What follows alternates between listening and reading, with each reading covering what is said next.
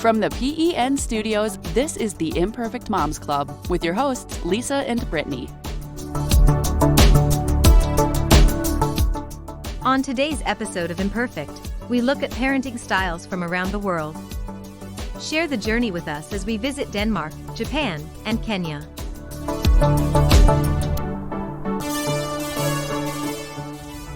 So first we have Denmark. Nordic parenting is all about the relationship between parent and child. That relationship is the most important thing. Empathy, honesty, and respect are the cornerstones of Nordic parenting. Children listen to their parents not because they're afraid of them or afraid of the consequences of not listening, but because they respect their parents and know that their parents only want what's best for them. If a child behaves badly, in quotes, there's always a reason. Either the child is hungry, stressed, tired, whatever. Children are essentially good and parents are a natural authority. Families of Denmark and other Scandinavian countries are considered some of the happiest in the world. I feel like we could use some more of that here in America, so I was very interested to learn what the differences were. In Denmark, children spend more time outdoors, there are no empty praises, it's always nonviolent, there's lots of free play and open communication between parents and children. In general, though, Nordic parents seem to have a more relaxed approach. I've always considered myself to be a more relaxed person when it comes to parenting, but there are definitely times where overwhelm and frustration take over. The Danish Mom, the blog and mother that I'm getting all of this information from, brings up an example of her parenting style that really resonated with me as the parent of a newly 2-year-old. She talks about one morning where her son didn't want to get dressed. Despite him knowing they would be leaving the house, he did not want to cooperate and put on clothes. I've had this happen with Lily so many times. Not necessarily with putting on clothes, but there have been so many situations where she just doesn't want to do what I'm asking of her. In this instance, with her son, the Danish mom responded by saying, "I'll help you, okay?" instead of saying things like, "Do it now," or "This is your last chance." I've definitely said both of those things before, and I'm now feeling really terrible about myself. By offering to help her son get dressed, he was able to calm down, and their interaction turned into a positive one. Quote, "There's always a reason when children misbehave. Maybe they're tired, bored, or hungry, but they're too young to know how that makes them react and why. In Nordic parenting, we help them understand." End quote. I love this. I've talked about it in previous episodes, but I really love this idea of helping my children to understand things, rather than just saying no or don't. I mean, it still happens because I'm not perfect, but it's something that I'm very mindful of. When it comes to discipline, there's often a misconception about Nordic parenting, that the children just don't face consequences for misbehaving. This isn't true. There are consequences, but they're often logical and natural. Instead of canceling a play date because Johnny won't pick up his toys, the logical consequence would be to take them away from him until he's ready to listen. The Danish mom posted a fun and easy-to-remember acronym for the 6 parenting essentials. Parent. Play is crucial for development and well-being. Authenticity for trust and self-esteem. Reframing to help kids feel better about bad situations.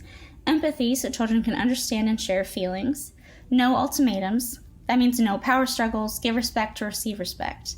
The last one is togetherness. This brings me to probably my favorite part about Danish parenting that I learned about.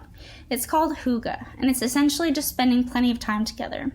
Outdoors, indoors, cooking, watching a movie, this hygge is a priority and really helps bond parent and child together. Although there is plenty of hygge, Danish and Nordic parents actually encourage more freedom than American parents do. Freedom, independent play, and definitely no helicopter moms. Parents believe that freedom fosters responsibility, and children are able to learn their own limits and how to assess their own risks. Danish kids are free to climb trees, cut vegetables, touch stoves. Honestly, I like this a lot. I'm not about to hand Lily a knife anytime soon, but she's proven time and time again that she learns so much by doing, just like me. Just the other day, she was playing in our bathtub, and I let her control the hot and cold spigots. At one point, she turned the hot one all the way, and she leapt back and said, "Oh no!" Instead of racing over there and turning it off and then hating myself for not having prevented that, I was proud that she learned. She now avoids that spigot. That actually reminds me of something my mom did when I was little. One day, I was playing near the oven, and I kept trying to open it. My mom kept telling me no and that it was hot, but I wasn't listening because I was a toddler. Finally fed up, my mom decided to open the oven and put my hand just close enough to feel the heat for myself. Not close enough to burn, of course. She was very careful. I ripped my arm away and learned very quickly that ovens are hot and I shouldn't touch them. My mom was scared to tell me that story because she thought I would be offended or something, but that wasn't the case at all. Another cool aspect of Nordic parenting is that since children spend so much time outside, they're actually encouraged to play in the dirt and get messy. This leads to better immune systems because of the natural exposure to germs. I love this. As I mentioned a couple episodes ago, I'm all about building immunity through natural exposure. Lily got the flu when she was an infant, and I was actually glad. I wanted to be exposed to things so her body can learn how to fight on its own. These days, though, we're all basically starting over, and my mama heart is having a hard time. Nordic children also aren't sheltered from bad things. They hear about good and bad equally, and in turn are better prepared for future misfortunes. They learn about the world as it really is. Maybe it's just me, but I feel like I was very shielded from the bad growing up. This was to protect me, but now that I'm an adult, I wish I had been more prepared for it. Life isn't always happy and bad things happen. I don't believe that it does children any favors to hide that. All in all, Nordic parenting seems legit. I'm going to keep a lot of this in mind for my girls, but there is one aspect of Nordic parenting that I'm having some trouble with. Nordic parents will put their babies down for naps outside, sometimes in very cold temperatures. The fresh air helps the baby sleep longer, and the natural exposure to germs in the air also helps immunity. This one article I read even says that Nordic moms will leave their sleeping babies in the stroller outside while they pop into a store or a restaurant. That raises red flags for me, not because of the temperature outside, but because there would be nothing stopping people from just running off with my stroller and my baby. I'm not sure what the rate of kidnapping is in that part of the world, though. Maybe there's no risk. For something like that, it's all about the culture there. Leaving a baby alone in a stroller outside of a store would probably result in a 911 call, but there it seems completely socially acceptable. So there you have it, family life in Denmark. Respect your kids, give them freedom to learn on their own, germs are good. I can definitely get behind this 100%. What do you guys think? Be sure to let us know by either sending us an email or leaving a voice message. I'm going to take a quick break, and when I get back, we'll visit a family in Japan.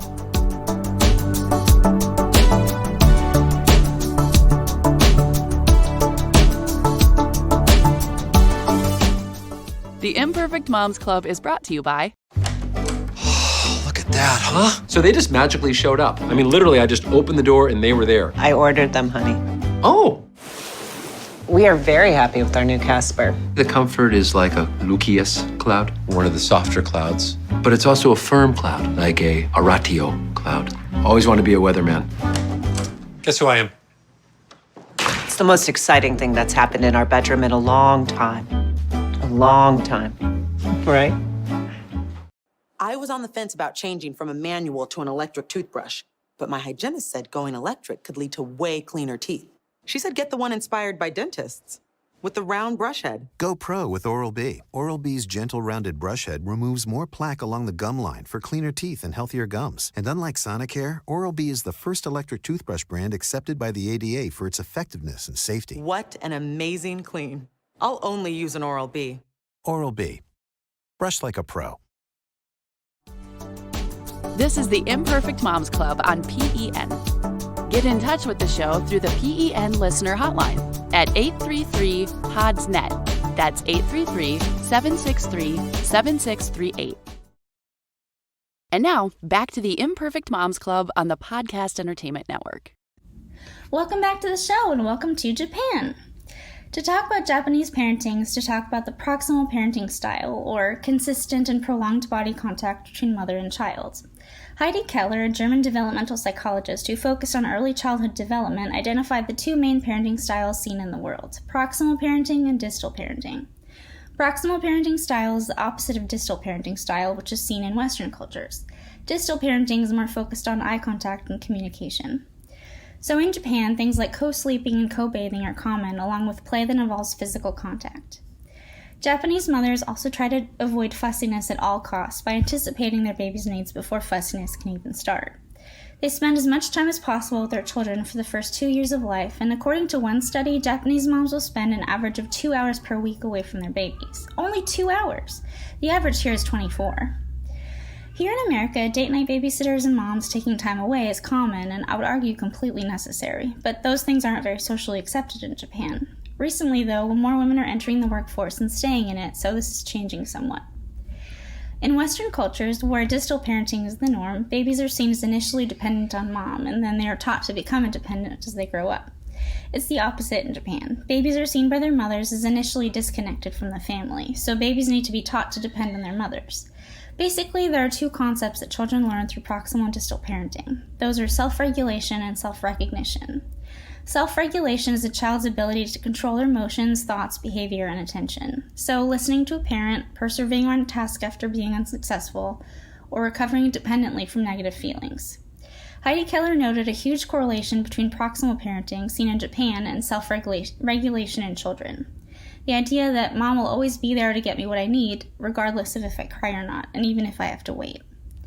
However, she also noticed that there was a huge correlation between distal parenting, seen in Western cultures, and self-recognition. The understanding that we have agency and control over our environment. If I do this, I get this. A quote from socialanxietycounseling.com, where I got a lot of the information for the segment, reads, "Western babies slowly become masters over their environments through assertiveness and self-expression, or self-recognition. Japanese babies, on the other hand, know from consistent experience, mother is always around and she always figures out what I need, whether I cry or not. Japanese babies become masters at restricting their emotions and waiting until their needs are met by mom, self-regulation." End quote. Personally, I'd rather my children know where they stand in the world and that they can make things happen for themselves, rather than knowing how to restrict their feelings. It would definitely be nice, though, if Lily whined for things less. I'm still struggling with how to teach her to have patience, but I'm sure I'll figure it out. This self-regulation in Japanese children is very useful for when they are learning to be independent. Japanese parents will often let their children walk to school or run errands by themselves. As scary as this sounds, Japanese culture also centers on a community of parents. This community provides a safety net for kids. Children are safe because they're protected by any adults they may encounter. I love this. Parents looking out for other parents' kids. The sense of community and trust within the community. It's nice. Along with parents keeping an eye on each other's kids, this sense of community goes hand in hand with respect for elders. Children are taught to respect their elders from a very young age. If they need help, they will bow first to show respect. In return, the elders of the community will offer help and guidance to children. I think it's so special that it goes both ways like that. Discipline in Japan is interesting too.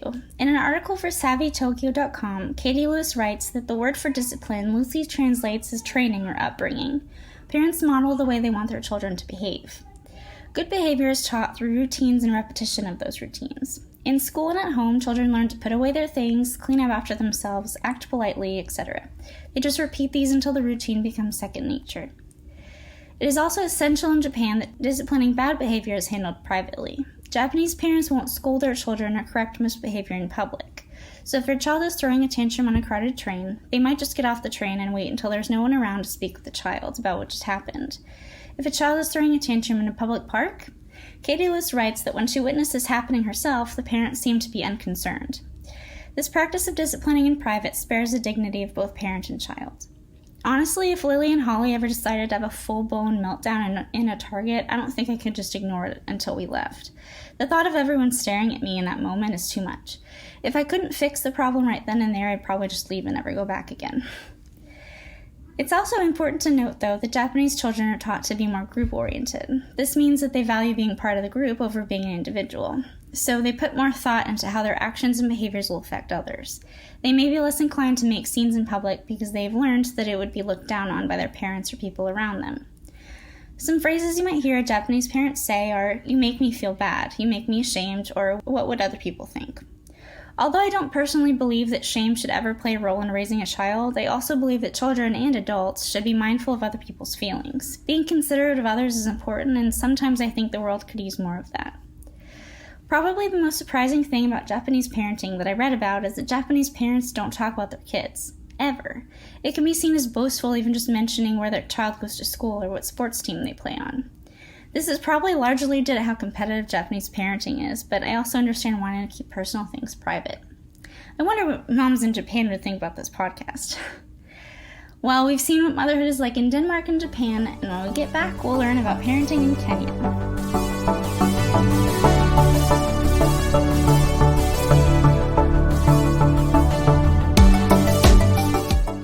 And now, a word from our sponsors. Imagine a world where potty training is fun, fast, and easy. Only pull-ups have Disney graphics that fade when wet to teach big kids to stay dry. So they're motivated to keep the music going. I'm a big kid now.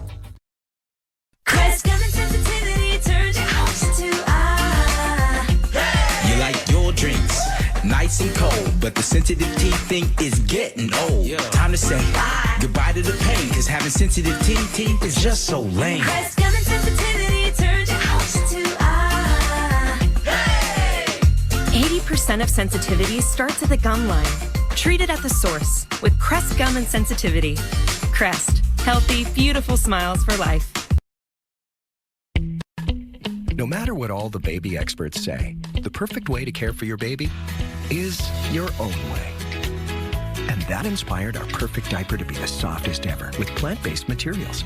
Huggies Special Delivery. Enjoying this show? Be sure to check out all the shows across the Podcast Entertainment Network, where there's a show for every interest. Visit www.podcastentertainment.com to browse through the full collection of shows. And now, back to the Imperfect Moms Club on the Podcast Entertainment Network. Hey guys, welcome back. We've talked about parenting in Denmark and Japan, and now we will focus on Kenya for our last segment. Unfortunately, I couldn't find nearly as much online about Kenyan parenting as for the other countries, but I found a pretty good post on cupofjoe.com as part of their Motherhood Around the World series. All the articles I used for this episode will be in the show notes. Parenting in Kenya can be mostly summed up by that old adage, it takes a village. Kenyan parenting is extremely community-based. Everyone plays a role. Oftentimes, men and women are referred to as aunties and uncles, even those the child has no relation to. I think this is the same in India now that I think about it. Raising a child is such a huge responsibility, so that responsibility is shared among family, friends, and even strangers. If someone's baby is crying, for example, and a stranger walking past sees it, they may pick up the baby to offer comfort. I can't even imagine that. I don't even let my own family pick up my girls without permission. I really love this idea of a whole community coming together to help each other. We need more of this as moms. I don't think we were ever meant to do it alone. I'm not sure when the shift in responsibility from the village to solely the mother happened, but I wish it could go back. I love being a mom, but there's definitely days where I would give anything for someone to just come into my house off the street and feed my hungry toddler. And it isn't just about sharing responsibilities, but also about feeling like you're in it with someone else. It can be so lonely being a mom, especially a stay-at-home one. Sometimes we just need someone to be there with us. Are babysitters for moms a thing? Mommy sitters? That should be a thing. Due to the community-based approach, it's very common in Kenya to see children playing outside without any adult supervision. This is especially true in rural areas. Just like in Japan, elders are highly respected, and children will learn to address them as Mama or Papa and then the name of their first child. My name would be Mama Lillian to a child in Kenya, and I think that's really cute. The woman, Tara, who wrote the article on motherhood in Kenya, mentioned being glad she could address the other moms on the playground in this way if she ever forgot someone's name. I'm right there with you. In Kenya, baby wearing is everywhere. Women wear their babies, usually on their backs, in a wrap called a leso or kanga. I hope I pronounced those correctly. I mean, it makes sense. We need our arms to do stuff. I love baby wearing, but sadly my girls do not. Not for long periods of time anyway. Holly especially won't even try. My little temperamental girl. The last and most interesting thing I read about Kenyan parenting is about discipline. According to the article, Kenyan children seem to be extremely well behaved. Tara states that she has never once seen a child in Kenya throw a tantrum, and later found out that it's because children in Kenya rarely hear the word no. Parents seem to give their children whatever they want in the moment to keep the peace. I guess if your toddler is getting whatever they want, there's no reason for them to throw a tantrum. Honestly, this sounds like me. I'm quite possibly the biggest pushover on the planet when it comes to my daughter. It drives my husband nuts, and he's always talking about her becoming spoiled and being a terror when she gets older. Knowing that Kenyan parents rarely say no makes me feel a lot better about myself, but I definitely think setting clear boundaries is the way to go in my house. Want to get in touch with the show? Email us at imperfect@podcastentertainment.com. Thank you for listening to today's episode of the Imperfect Moms Club.